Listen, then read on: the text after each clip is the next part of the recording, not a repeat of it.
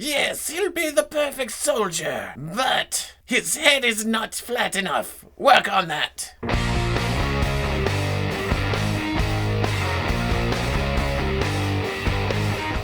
Okay people, welcome back to another Fwoosh review. Today let's take a look at some McFarlane Toys Fortnite A.I.M and Dire. I know, I just did a mail haul video that showed a bunch of other stuff, and then I get Dire in the mail from GameStop yesterday, and I think, that's the first one I'm gonna look at. I can't help it, it's an interesting looking figure. Now I've seen Overtaker, I've seen Inferno, I've seen Ragnarok, who I should have picked up, but I'm looking at these because they're kind of breaking the mold. It's a robot, it's a werewolf, it's not just a human in a costume. You can fit these into other collections. We're gonna look at that. First up though, the packaging. It's your standard McFarlane Fortnite. It has the different colors for the two, but you can see everything you get in the package. Big nice window, a little plain, but it works. On the side, the characters from the game, big Fortnite logo. On the back, some other characters from the series. We've looked at most of these. Like I said, I passed on Ragnarok. I'm going to get him. And Firefly,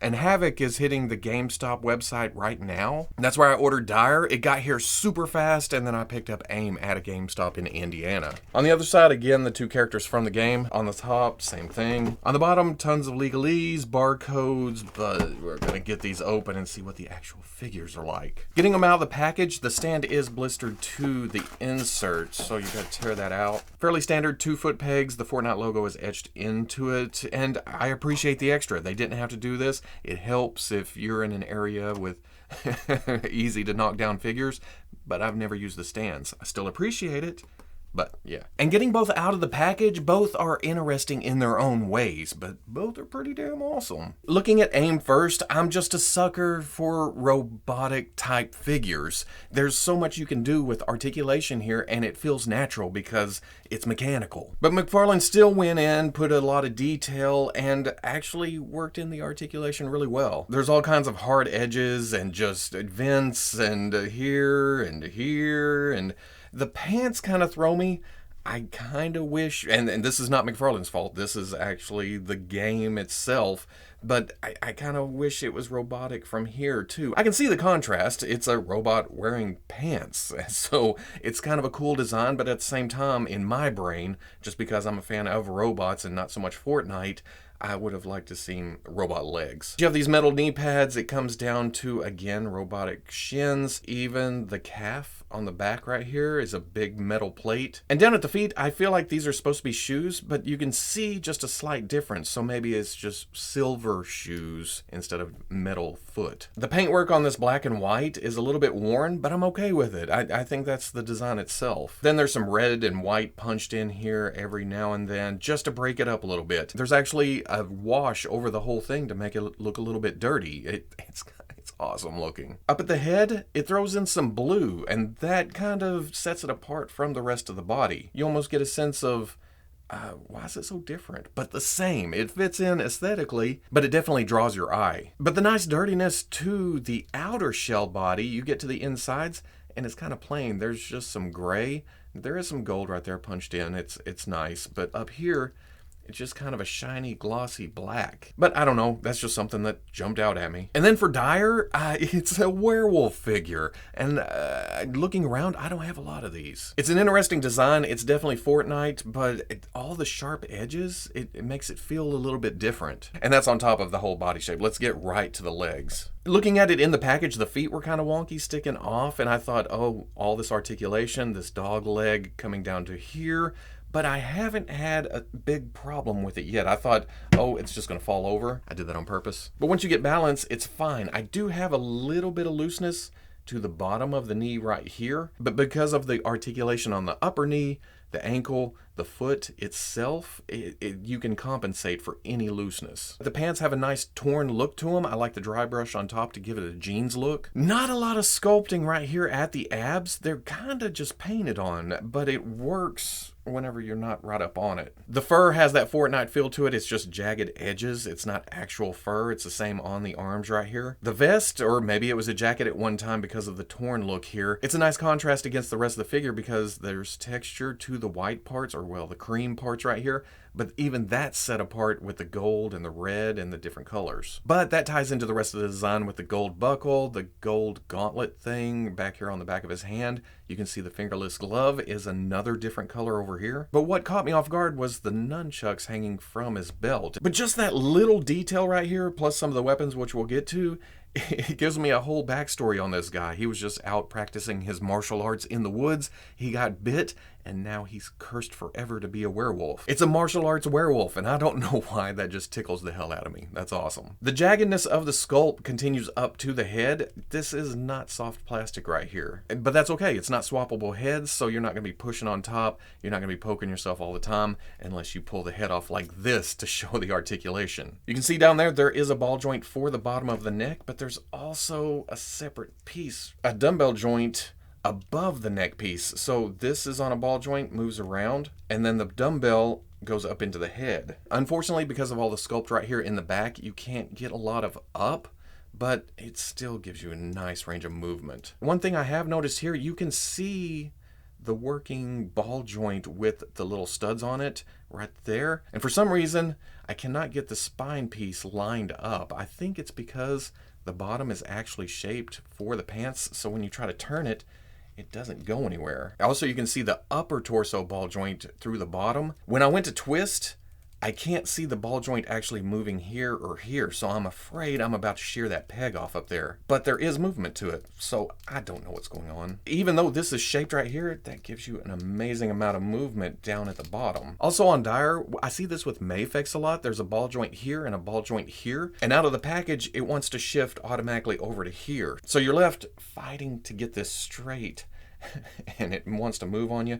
You gotta hold it there and grab it and move it too far and then move your way back and then come back around. It does eventually get straight up and down if you're OCD about that, but it eventually, when you're playing with it, wants to move back to the position it was in the package. Not a huge gripe, it's just a byproduct of amazing articulation there. Just pointing it out, letting you know. Speaking of articulation though, on A.I.M, there is a dumbbell joint at the top of the neck. It can look down a little bit, but most of this is up movement. You can even see that the neck comes up at an angle and it's higher in the front for whatever reason, so that's what blocks it from going forward. Tilt, amazing tilt actually. Swivel, there's a dumbbell joint coming through a butterfly looking cap right there, so you can get some forward and back. On the left, it seems to have a lot of up and down. On the right, mine's a little bit hindered. It still goes, but just a little. The shoulder pad is pegged in so it gets out of the way when you want to bring the arm up.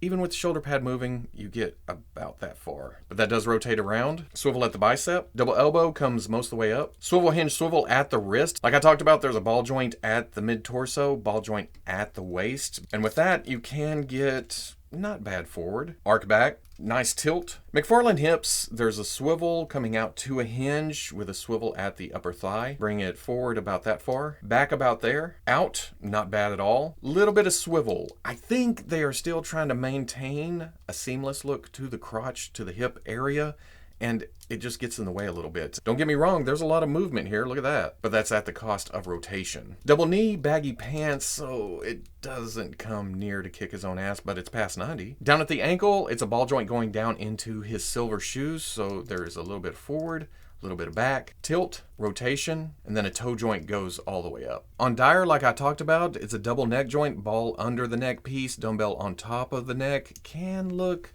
up about right there. Way better down though. Nice tilt and then just all around movement. Same kind of shoulder set up, but for some reason on the right, mine is stuck. You can see a little bit of forward and back here though, but not a lot of up and down. Hinge and swivel shoulder comes up all the way, rotates around. Swivel at the bicep. Double elbow, the gauntlet gets in the way here. On the arm without the gauntlet, most of the way. Wrist, up and down. You can get it to rotate around, make it go side to side. Ball joint in the mid-torso, ball joint at the hips. Crunches nicely forward. Arc back, tilt, swivel. Same hip setup, comes up to about right there. Goes back, out all the way. Again, not a lot of rotation there. Double knee comes up to there and then to there. Ankle joint, same as the wrist. It goes back that far. Forward, rotates this way, and then rocker ankle forward. Then you have a toe joint, goes up to there. A.I.M comes with dual pistols. They're kind of intimidating, very RoboCop-ish. Oddly enough though, only the right hand has a trigger finger. Also comes with E.L.I.M back bling. I think this is his kill count, maybe? Is that an 11, or is that just some power bars? Matches the body really well with the wash, the gold, the blue, which brings around from his head. Peg in the back, and it just becomes part of the overall unit. And then it also comes with the A.X.E. Seeing a trend here? Again, ties into the overall figure nicely. It matches here, it matches here. Well, the reds are a little bit off, but it works. And then for Dyer, he comes with the Wolfpack back bling. It's a katana or a sword of some kind. Out of the package, it is a little bit bent, so I'm gonna have to give it some heat, but putting it on his back, it just adds to that overall martial arts feel. And here is the tenderizer harvesting tool. Nice little detail on here. There's a little bit of green, but for the most part, you're going to be looking at this end. And then he finishes off with a pump action shotgun accessory. Again, a little bit bent right here from the package.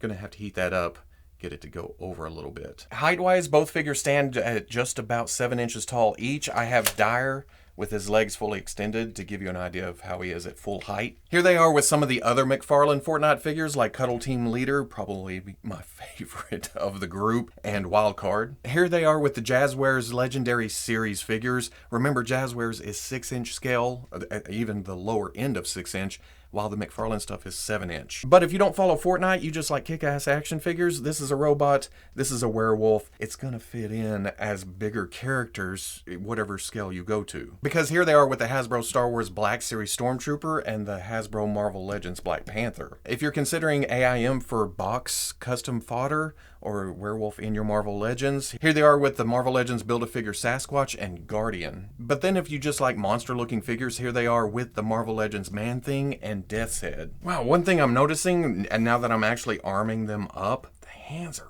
really, really stiff. I'm not getting that hand around that grip. Actually getting weapons in? Good grief. So at the end of the day, 2 more excellent additions to my Fortnite shelf. Or any shelf, really. Like I've mentioned several times, it's a werewolf, it's a robot. It can go in with any collection, whatever you do. If you want a werewolf for your Marvel Legends, yes, it's a little bit Fortnite stylized, but it will definitely work. And that goes double for A.I.M or A.I.M or however you want to say it. It's a robot figure. You can have some mad scientist, it could be like a Doombot, it could be a training droid in the X-Men Danger Room, whatever you want to use it for. In this case, since they're non-human characters, size doesn't matter. They can be big, they can be bulky, they can be kind of intimidating over the rest of your figures. And even after how many of these I've actually bought and looked at and played with, it still blows my mind that this is McFarlane. There's still some hiccups. Like I said, the hands are really tight. You can see that I didn't even get this one in the hand. It's just kind of laying there. And the hips aren't quite there yet, but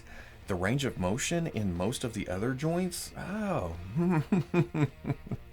I've got to give it up to McFarlane. It's amazing. And it couldn't happen to a better license where you just have free reign over all of these different looking characters that are just visually interesting. Throw a bunch of articulation at it, throw a nice sculpt, the great paint jobs over it, and it just works. It's just a fun line overall. And that's the name of the game.